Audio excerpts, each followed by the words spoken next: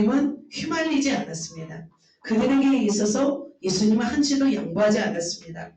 당신이 걸어야 할 길을 담대하면서도 평안히 걸어갔습니다. 그 위대한 예수님이 이 땅 가운데 살면서 빛을 발할 수 있었던 것은 바로 무엇이었냐면 기도의 힘이셨습니다. 자, 그렇다면 오늘 본문에서 주님이 어떻게 기도했고 왜 기도했는지 오늘 본문에서 말씀하십니다. 우리가 그 말씀을 들으면서 우리의 삶 속에서도 정말 기도의 삶을 살아내시는 저와 여러분 되시기를 예수님의 이름으로 축복합니다. 그렇게 하시겠습니까? 자, 그렇다면 예수님은 어떻게 기도하셨는지 한번 살펴보도록 하겠습니다. 첫 번째입니다. 자, 첫 번째는 어떤 기도를 하셨을까요? 자, 루틴으로 기도하셨습니다. 자, 루틴이 뭔지 아십니까? 루틴은 좀 습관과 좀 다릅니다. 습관은 의식하지 않아도 자동적으로 반복되는 행동입니다. 자, 일어나서 뭐합니까? 양치질을 하고 세수를 합니다. 그죠? 기본적인 우리의 삶의 습관이 몸에 배어있는 거죠. 그러나 루틴은 조금 다릅니다. 루틴은 의식적으로 만든 나만의 규칙 있는 행동입니다. 그래서 루틴은 아직 습관은 아닙니다. 하지만 결국 우리의 루틴이 만들어져 결국 무엇을 만들까요? 습관을 만들게 됩니다. 자, 그렇다면 여러분은 어떤 루틴이 있습니까? 처음부터 습관이 이루어지지 않습니다. 우리는 그러기 위해서 습관이 되기까지 우리는 뭘 해야 되냐면 루틴을 만들어야 됩니다. 주님은 루틴이 아니었습니다. 이미 기도가 몸에 배어버린 습관이 되었습니다. 자, 예수님의 습관 바로 기도였습니다. 한번 보도록 하겠습니다. 말씀이 좀 보이시나요? 여기 좀 작네요. 자, 예수님께서 나가사 자, 사실은 주님이 이 땅에 오셔서 기도하지 않아도 됐어요. 왜냐하면 주님은 누구시기 때문에? 주님은 하나님이시기 때문에. 그럼에도 불구하고 주님은 뭐 하셨어요? 습관을 따라 기도하셨습니다. 자, 예수님은 바로 이렇게 습관을 쫓아 기도하셨는데 그냥 스스로 억지로 만들어서 일정한 어떤 마음을 가지고 만드는 그런 루틴이 아니었습니다. 그냥 몸에 배셨어요. 30년 동안 몸에 배신 것이 바로 뭐예요? 습관을 쫓아 기도하는 것이었습니다. 여러분 그렇다면 습관을 쫓아 기도하고 있는지요? 그냥 교회면 무조건 기도해야겠다. 그리고 하루에 이 시간은 기도해야겠다. 어떤 그 습관이 우리의 몸에 배었으면 좋겠습니다. 자, 그런데 예수님이 습관을 쫓아 기도하셨는데 언제 기도한지 아세요? 언제? 자, 다음 한번 더 읽어주세요. 예, 좋습니다. 좋습니다. 이거였습니다. 새벽 아직도 밝기 전에 예수님께서 일어나 나가서 한적한 곳으로 가사. 자, 예수님은 어디로 가셨어요? 한적한 곳에 가셨어요. 자, 예수님이 바로 한적한 곳에 가셨는데 마가복음 1장은 예수님의 사역에 있어서 전형적인 하루였습니다. 예수님은 하루를 시작하기 위해서 바로 반드시 무엇으로 시작하셨냐면 무엇으로? 거기서 뭐 하시더니? 기도하시더니. 자, 예수님은 매일매일 편안했어요? 아니면 힘들게 일하셨어요? 힘들게 일하셨어요. 전날도 많은 환자들을 또한 사용을 했습니다. 병을 고쳐주고 질병을 치료하고 또 이제 귀신을 또 내쫓아주면서 굉장히 많은 사람들을 또 돌봐주었습니다. 굉장히 피곤하고 아팠겠죠. 그렇죠? 우리 남부시장에서 얼마나 피곤하셨겠어요? 그럼에도 불구하고 주님은 어떻게 하셨어요? 새벽 미명에 일어나서 뭐 하셨대요? 기도하셨대요. 자, 그렇다면 이 시간이 쉬워요? 어려워요? 어려워요. 그럼에도 불구하고 주님은 이 시간을 선택하셨습니다. 그렇다면 왜 이런 아직도 밝기 전에 새벽 아직도 밝기 전에 왜 이러한 시점에 예수님이 기도하셨을까요? 저는 생각이 들었습니다. 가장 어두운 시점이거든요. 이 미명의 시간. 그 순간 성자 하나님은 가장 빛으로 계신 성부 하나님께 나아간 거예요. 그래서 아무도 깨지 않는 그 적막한 순간에 주님은 바로 성부 하나님과 독대하셨어요. 이것은 바로 뭐냐면 어둠을 여는 능력의 빛을 얻기 위함이 아닐까. 저는 어떻게 그런 생각을 하게 되었습니다. 바로 이렇게 주님은 가장 어두운 시점에 가장 빛으로 계신 주님의 빛을 힘입고 오셔서 바로 사역을 시작하셨습니다. 바로 이것이 포인트입니다. 자, 주님이 이처럼 새벽 미명에 습관을 쫓아서 한적한 곳에 가서 기도하셨습니다. 자, 그렇다면 주님은 한적한 곳에 기도하셨는데 바로 그 기도한 곳은 어디였을까요? 장소는 어디였을까요? 장소는 혹시 아세요? 장소는 주로 산이었습니다. 그죠? 예수는 한적한 곳에 산에 가서 기도하신다는 말씀이 있습니다. 자, 오병이의 기적을 일으킨 후 제자들을 보냅니다. 건너편 게네사렛 곳으로 보냅니다. 그리고 혼자 어디로 가세요? 예수님은 산으로 가십니다. 주님은 이처럼 혼자 산으로 가셔서 또 깊이 있는 어떤 그런 나눌 공간에서 또 이렇게 살아가셨습니다. 기도하셨습니다. 자, 우리의 삶은 어떠십니까? 우리의 삶은 24시간 바쁘게 살아갑니다. 그죠? 바쁘지 않으신 분이 거의 없는 것 같습니다. 그래서 어떤 곳을 정해야 될까요? 한적한 곳을 정해야 됩니다. 그리고 아무리 바쁘더라도 우리는 습관으로 기도해야 됩니다. 근데 보니까 그런 것 같아요. 자, 예수님은 새벽형이었습니다. 어제도 이제 돌면서 왜 예수님이 새벽에 기도하셨을까? 왜 산에서 기도하셨을까 생각해 보니까 교회가 있어요, 없어요? 그 당시는 교회가 없었어요. 그러니까 산에 가서 기도하셨던 거죠. 여러분 산에 가서 지금 기도하면 돼요, 안 돼요? 근데 무서워요, 그죠? 무서워서 안 됩니다. 근데 우리 교회는 무서워요, 안 무서워요? 교회는 안 무서워요. 교회는 예수님 당시에 예수제자교회가 있었더라면 예수님이 혹시 오셔서 하지 않았을까? 라는 생각이 들었습니다. 그 당시에는 회당만 있었잖아요. 회당은 말씀 강독하는 곳이지 기도하는 곳이 아니었기 때문이죠. 그렇다면 우리는 어떻게 기도해야 될까요? 자, 어떤 사람은 밤 체질이 있습니다. 우리 따님은 밤 체질입니다. 어떤 사람은 새벽 체질입니다. 자, 밤 기도가 있고 새벽 기도가 있습니다. 밤 기도는 능력이 임하고 어둠이 물러가는 강력한 영권을 받는 어떤 영권이 길러지는 그런 시간입니다. 그때 기도하는 사람은 강력한 영권을 받습니다. 자, 어떤 사람은 새벽을 좋아합니다. 새벽은 그 고요함 속에 주님의 음성을 깊이 들을 수 있는 강점이 있습니다. 자, 그렇다면 여러분 새벽이 좋습니까? 밤이 좋습니까? 둘 다 좋아야죠. 그죠? 자, 날이 새도록 누가 기도했습니까? 야곱이 기도했습니다. 해가 지도록 누가 기도했어요? 벌써 잊어버리셨어요? 은혜 많이 받으셨다고 막 하시더만 그때. 그죠? 날이 새도록 누가 기도했어요? 야곱.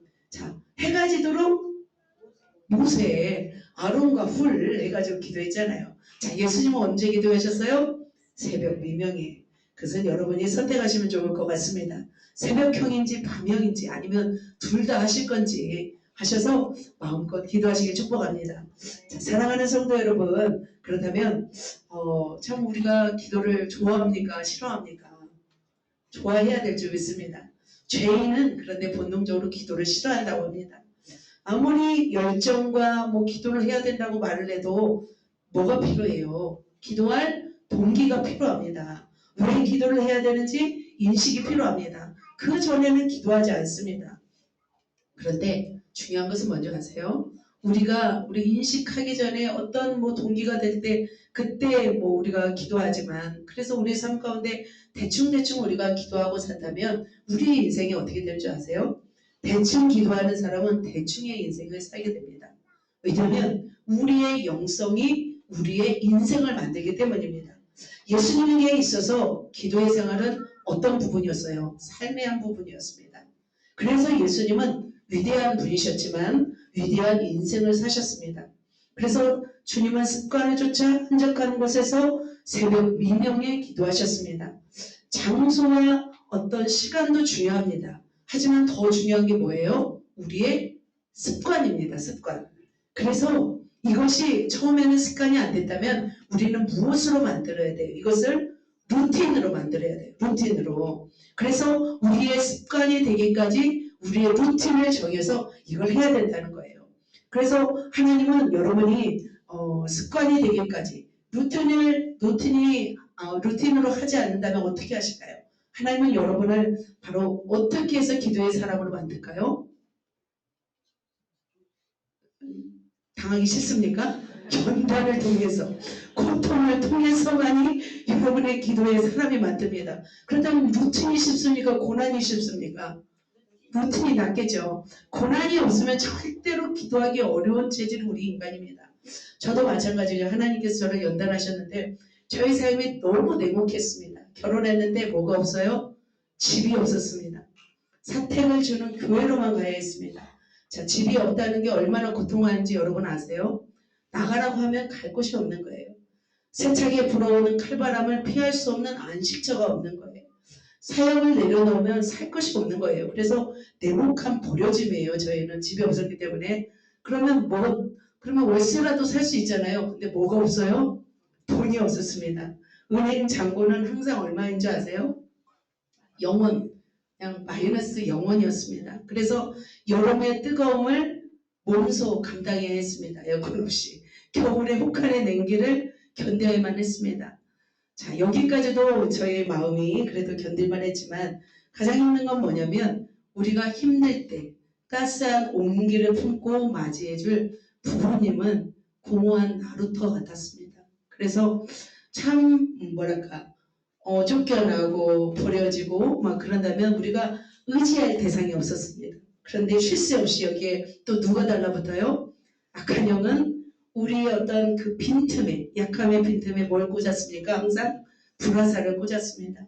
그래서 불꽃 사역을 한 후에 따라오는 것은 뭐냐면 삶의 피폐함이었습니다. 그래서 돈 없고 백 없고 의지할 사람이 없었기 때문에 누구만 의지했을까요? 제가 한 분 하나님만 의지했습니다.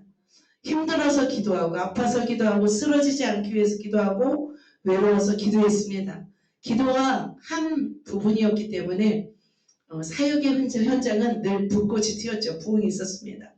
그래서 그 기쁨을 가지고 한 조각 주님 앞에 헌신하겠다는 의지로 충만했고 달려갈 원동력으로 삼았습니다. 그렇지만 삶의 고난은 늘 있었습니다. 연속적이었습니다. 멈춰 있으면 무너져 내릴 것 같아서 저희 삶은 늘 기도했습니다. 그래서 저희가 옮긴 교회가 한 5군데였는데 그곳에서의 삶을 보니까 전부 기도의 삶이었더라고요. 그런 초조한 삶이 저에게는 뭐가 되었을까요? 저에게 기도의 습관이 되었습니다. 그리고 내면에 단단한 심지가 되었습니다. 저는 그래서 그때의 그 처절함과 그때의 고난을 저는 감사하게 되었습니다. 만약 여러분 그 고난이 없었다면 우리가 어떻게 기도의 사람이 되었겠습니까? 가난과 어려움 때문에 우리를 기도의 사람으로 만들어 주십니다. 하지만 이미 우리가 이제 말씀을 받았다면 그 고난을 통해서 여러분 기도의 사람이 되시겠습니까? 루틴을 통해서 기도의 사람이 되시겠습니까? 루틴. 자, 매일매일 기도하는 사람과 어쩌다 기도하는 사람은 다릅니다. 자, 은행 창고에 매일 저축하듯이 우리의 미래를 위해서, 우리의 영원한 천국을 위해서 우리의 기도로 미래를 심어야 될 줄 믿습니다. 그래서 사랑하는 성도 여러분, 시간을 정하고 장소를 정하셔서 그 시간만큼은 내가 기도해야겠다. 여러분 루틴을 정하셔서 그렇게 루틴으로 기도하여 습관을 이루시기를 예수님의 이름으로 축복합니다. 그렇게 하시겠습니까? 네, 아멘. 자, 2번째입니다. 예수님은 어떤 기도를 하셨을까요? 같이 읽겠습니다. 예수님은 겸손 기도하셨습니다. 우리에게 말씀하십니다. 우리에게 무슨 기도하라? 겸손 기도하라. 자, 겸손 기도를 어떻게 하는지 한번 보도록 합니다. 자, 한번 말씀 한번 읽겠습니다. 시작. 그를 떠나 돌덜진 만큼 가서 무릎을 꿇고 기도하여. 자, 예수님은 어떻게 기도하셨어요? 무릎을 꿇고 기도하셨어요. 자, 그렇다고 해서 여러분 다 무릎 꿇고 기도를 하면 어떻게 무릎 나가죠? 지금 나이 연세 드신 분들은 무릎 안 꿇고 하시면 좋겠고 청년들은 무릎 꿇을 수 있더라고요. 제가 20대 30대는 그냥 마룻바닥에서 무릎 꿇고 했습니다. 지금은 좀 무릎이 아파요. 그래서 자, 주님의 기도할 자세는 어떤 자세였어요? 항상 무릎 꿇는 자세였습니다. 자, 무릎 꿇지 않아도 기도할 수 있습니다. 그렇다면 주님이 이 무릎을 꿇었다는 것은 무슨 의미일까요? 무슨 의미? 겸손하다는 의미입니다. 주님은 당신 혼자서 모든 일을 감당할 수 있습니다. 해낼 수 있습니다. 그럼에도 불구하고 성부 하나님께 어떻게 나아가셨냐면 겸손함으로 나아가셨습니다. 자, 주님이 왜 이토록 그렇다면 겸손하게 기도하셨을까요? 주님은 이 땅에 오시면서 어떤 모습으로 오셨어요? 하나님으로 오셨어요? 인간의 모습으로 오셨어요? 인간의 육신의 모습을 입고 오셨기 때문에 바로 예수님은 겸손하게 기도하셨습니다. 그렇다면 어떤 제목을 가지고 이 겸손한 기도를 하셨을까요? 자, 첫 번째로 어떤 제목을 가지고 있냐면 유혹을 이기기 위해서였습니다. 같이 한번 말씀 읽겠습니다. 시작. 사탄이 유다에게 들어가니 유다가 대제사장 군자를 가서 예수를 넘겨줄 방책을 의논하매, 네, 의논하매. 자, 이 땅에도 사탄이 유다에게 들어갔습니다.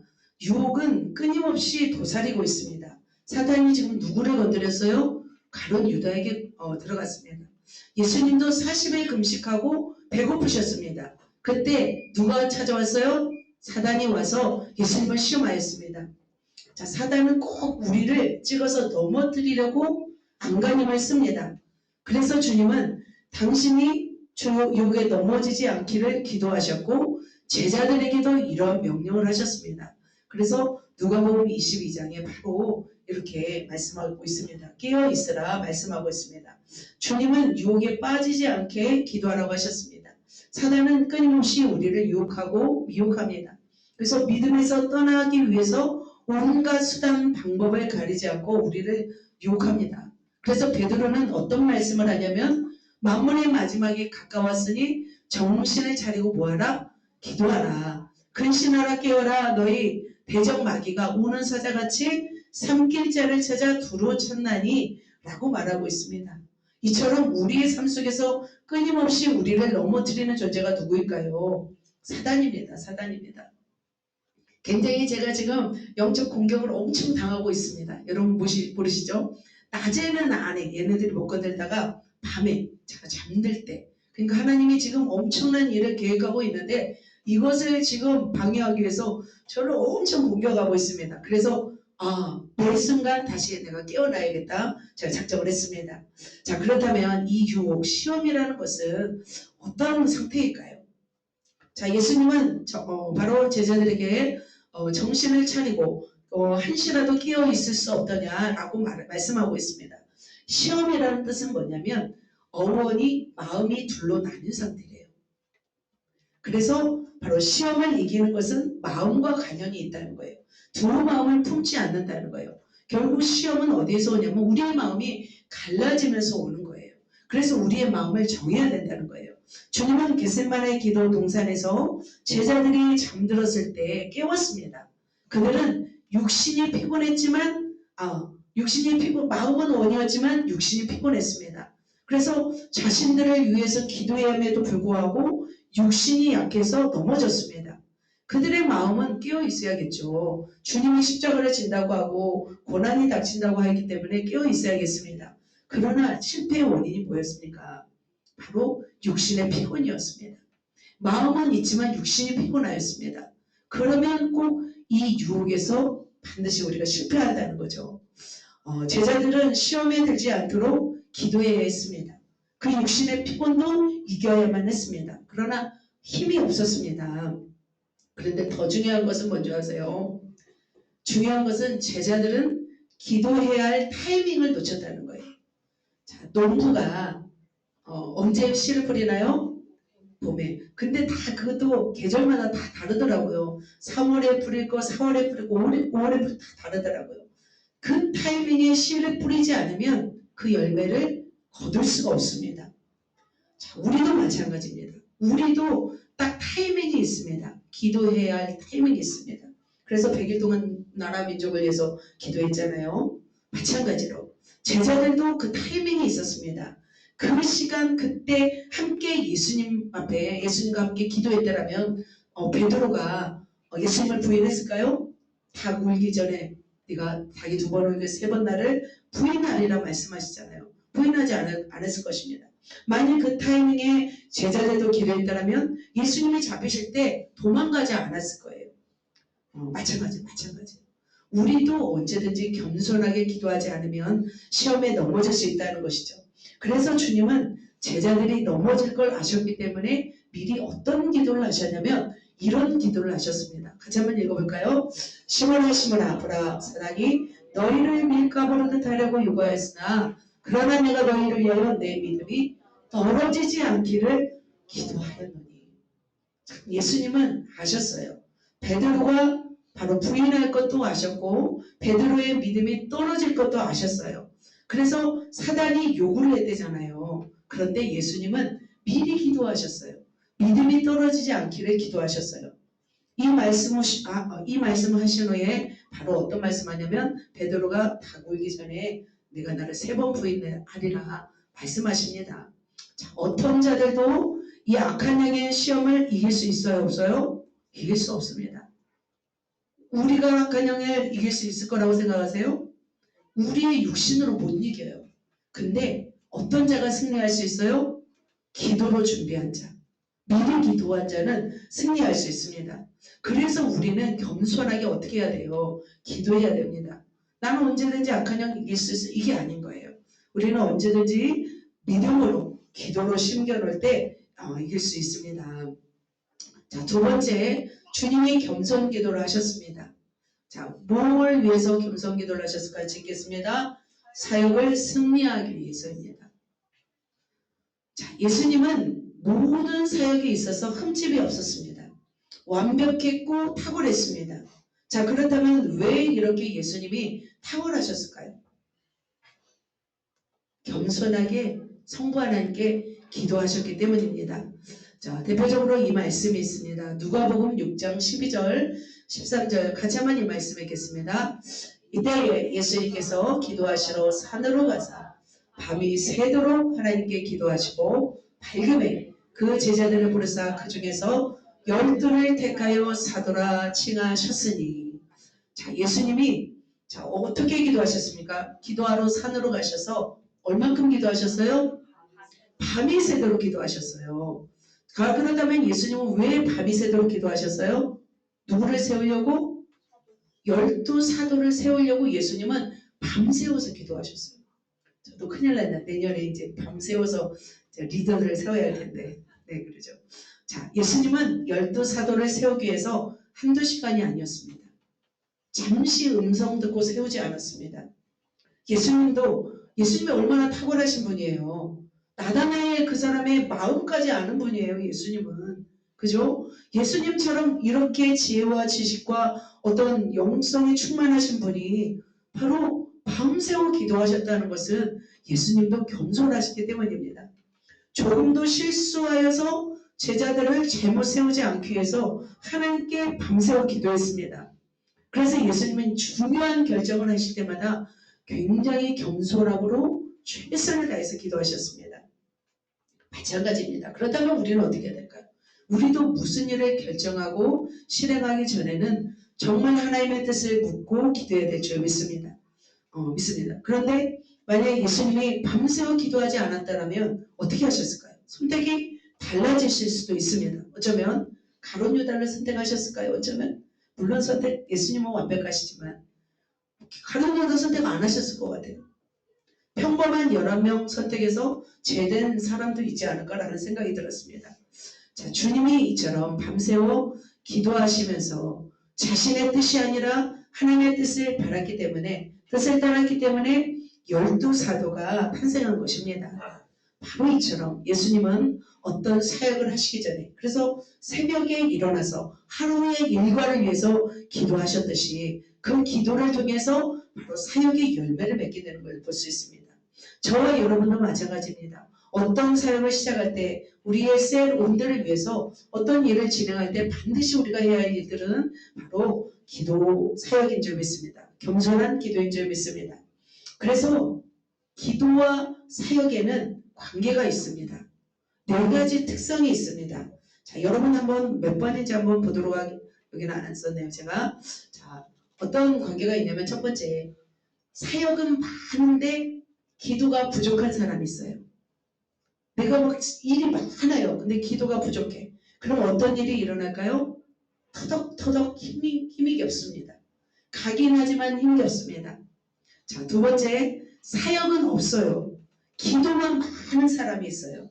어떤 사람일까요? 이 사람은 은혜는 넘치지만 뭐가 없어요? 열매가 없습니다. 때로는 영적으로 교만해집니다. 막 은혜 받는다고. 자, 세 번째로 사역은 많아요. 기도도 많아요. 그럼 어떻게 될까요? 열매가 주렁주렁 맺게 될 줄 믿습니다. 자, 네 번째, 사역도 없고 기도도 없어요. 그러면 주님 보시기에 뭔 삶이에요? 허송세월입니다. 물론 이제 부끄러워서 이제 뭐 말할 수 없겠지만 여러분 몇 번이십니까? 1번. 한번 손 들어보시겠습니까? 1번. 사역은 많은데 기도가 부족해. 1번. 이쪽에 있는 것 같아요. 주축도 그러네. 자, 2번. 사역은 없는데 기도 많은 사람. 제발 2번이라도 있었으면 좋겠는데. 자, 3번. 사역도 많고 기도도 많고. 아예 없네요. 자, 4번. 기도도 없고 사역도 없고. 그래요? 자, 여러분 몇 번으로 가야 될까요? 그래요. 사역도 많고 기도도 많아야 될 줄 믿습니다. 내 삶 속에서 내가 열매를 맺지 못하고 있다면 무슨 이유예요? 기도하지 않는 이유죠. 만약에 기도하지 않았는데 내가 열매를 맺고 있어. 그럼 무슨 의미일까요? 내가 기도도 없는데 열매를 맺고 있어. 이것은 누군가 중보기도를 했기 때문이에요. 그래서 그러면 누가 그러면 그 열매를 먹어요? 중보기도 한 사람이 먹는 거예요. 자, 사역을 위해서 기도하는 사람이 진짜 어떤 사람인 거예요? 겸손한 사람인 거예요. 자, 사랑하는 성도 여러분, 우리는 겸손해야 됩니다. 겸손한 사람은 뭐 하는 사람이에요? 기도하는 사람입니다. 자, 그렇다면 우리는 어떤 일로 겸손해야겠습니까? 우리의 육신은 시험에 약합니다.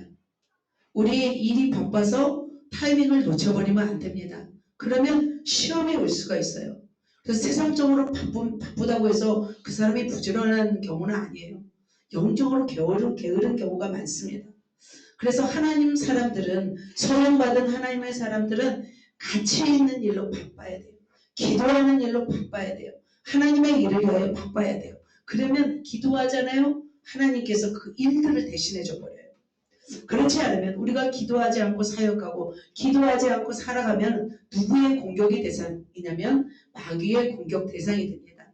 그래서 마귀는 끊임없이 우리 육신을 넘어뜨리려고 계속 안간힘을 쓰고 있습니다. 그래서 우리는 주기도문에서 어떤 기도가 있습니까? 우리를 시험에 들게 하지 마옵시고 다만 악에서 구하옵소서. 우리는 이 기도가 겸손 기도인 거예요. 기도하지 않는다면 유혹의 손길이 여러분을 해칠 것입니다. 그래서 예배를 소홀하고 기도를 소홀하게 되면 겸손하게 만들든지 아니면 그냥 망각하게 되죠. 기도할 힘조차 없어지게 된다는 거죠. 그러면 삶의 구석구석에서 뭐가 발생할까요? 문제가 발생합니다. 그래서 우리의 문제가 생기기 전에 우리는 뭐 해야 될까요? 기도의 사람이 되어야 될 줄 믿습니다. 루틴으로 기도하시길 축복합니다. 두 번째 우리가 겸손해야 될 이유가 아까 뭐예요? 사역을 승리하기 위해서입니다. 자, 우리가 힘이 있습니까?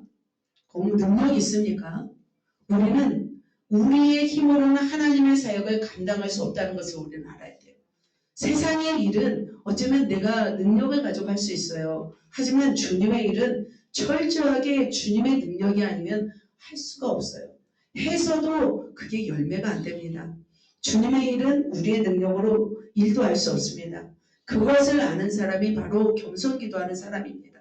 겸손기도가 나는 못합니다, 안 합니다 라는 것이 겸손한 게 아니에요. 내가 할 수 없어서, 내 힘으로 할 수 없어서 정말 주님 앞에 무릎 꿇는 자가 겸손한 사람입니다. 그래서 사역하기 전에 어떻게 해야 될까요? 우리는 바로 기도로 준비해야 될 줄 믿습니다. 그래서 셀로는 사역하고 셀 라이프를 하기 위해서, 셀 모임을 하기 위해서 반드시 뭘 준비해야 돼요? 기도를 준비해야 됩니다. 자신을 믿고 기도하지 않고 사역하다 보면 뭐가 오냐면 번아웃이 와버려요. 지쳐버려요. 그래서 더 이상 사역할 의지도 열정도 식어버려요. 감각도 잃어버립니다. 그것은 사역을 많이 했기 때문이 아닌 거예요. 무엇을 안 했기 때문에? 기도를 안 했기 때문이에요. 하나님은 우리에게 사역을 주셔도 넉넉히 감당할 수 있습니다. 무엇만 하면? 기도하면. 우리 겸손하게 기도한다면 사역의 현장에서 열매를 맺게 될 줄 믿습니다. 그래서 거저먹는 것은 없는 것 같습니다. 반드시 농부가 씨를 뿌리고 또 땀을 흘릴 때 수확을 얻는 것처럼 우리가 사역을 위해서 반드시 기도해야 될 줄 믿습니다. 그래서 주님의 겸손 기도의 요청은 바로 예수님이 시험에 들지 않기를 위해서, 사역하기 위해서 기도하라고 오늘 말씀하고 있습니다. 세 번째까지는 시간이 걸릴 것 같아서 오늘은 여기까지 합니다. 말씀을 정리하도록 하겠습니다. 그래서 이것은 다음 주에 한번 더 하도록 하겠습니다. 자, 뿌리 깊은 나무는 쓰러지지 않습니다. 제가 이 관점하고 오늘 말씀을 마칠까 합니다. 제가 결혼 후 저는 무엇을 배웠냐면 하늘을 나는 기도법을 배웠습니다. 제가 몇 번 간증한 것 같습니다. 아직 모르는 분을 위해서. 자, 그 기도는 언제 기도하냐면 밤 12시부터 새벽 5시까지 기도하는 것이 특징입니다. 그래서 저녁 8시부터 12시까지 자요. 그리고 12시에서 일어나서 기도합니다. 몸에는 뭐 좋은 습관은 아니죠. 자, 몸에는 좋지 않습니다. 그런데 죽을 만큼 힘든 사람이나 아니면 기도에 사로잡힌 사람은 그 시간에 기도하는 것이 힘들지 않습니다. 저도 그 원장님을 따라서 뭐 사람이 자든 말든 막 개의치 않고 막 기도를 했습니다. 밤 12시가 되면 일어나서 막 소리를 지르면서 기도를 했습니다. 자, 원장님은 어떤 기도했냐면 그냥 깊은 기도하셨어요. 주요 하지만 깊은 기도를 하셨어요. 소리치는 사람은 누구밖에 없었어요? 저밖에 없었습니다. 저밖에 막 요란하게 소리치고 기도하는 사람이 없었습니다. 그런데 어느 날도 막 기도하면서 하나님 살려주십시오. 저희 가족을 살려주십시오. 그렇게 기도하고 있는데 한 분이 말합니다. 뭐라고요? 잠 좀 잡시다. 막 하시는 거예요. 시끄러워요. 막 그러면서 기도를 못하게 하시더라고요. 그래서 제가 주눅이 들어가지고 기도를 못하고 있었습니다. 그런데 새벽 5시에 새벽 예배를 딱 드리는데 원장님이 설교하시면서 기도의 음성을 들었다고 합니다. 어떤 음성을요? 소리 지르며 기도한 사람의 기도만 응답하고 잠만 자는 사람은 응답을 하나도 안 해주신다고 했다고 원장님이 하시는 거예요. 자, 그 다음 날부터 어떤 일이 일어났을까요? 밤 12시부터 소리 지르면서 막 기도하기 시작했어요. 그래서 2억을 주십시오 막 했던 분이 있어요. 내 돈 뭐 빌려간 사람 막 2억을 하나님 갚아주십시오. 그때서부터 이제 기도하기 시작하시더라고요. 그래서 응답을 받았습니다. 자, 사랑하는 성도 여러분, 여러분 기도의 은사가 있든지 기도의 은사가 없든지 기도를 즐거워하든지 기도를 즐거워하지 않든지 우리는 어떤 삶을 살아가야 될까요? 바로 습관을 쫓아 기도하는 것입니다. 두 번째, 겸손하게 기도하는 것입니다. 겸손하게 기도할 때 우리는 시험과 어떤 환난에서 이길 수 있고 우리의 사역의 현장에서 열매 맺을 줄 믿습니다. 그래서 여러분이 지금 기도에 얼마나 깊이 뿌리를 내리고 있는지요. 뿌리 깊은 나무는 절대 쓰러지지 않습니다. 그래서 나는 우리 교회 모든 성도님들이 뿌리 깊은 나무가 되어서 쓰러지지 않고 넉넉하게 견딜 뿐만 아니라 주렁주렁 많은 열매를 맺히시는 모든 분들 되시기를 예수님의 이름으로 축복합니다. 아멘. 우리 옆 사람에게 뿌리 깊은 나무는 쓰러지지 않는데요 할까요? 습관을 쫓아 기도합시다. 할렐루야. 기도하겠습니다. 좋으신 하나님 감사합니다. 오늘도 우리에게 말씀하여 주시니 감사합니다. 우리 모두가 뿌리 깊은 나무가 되어서 습관을 쫓아 하나님 겸손하게 기도하는 우리 모두가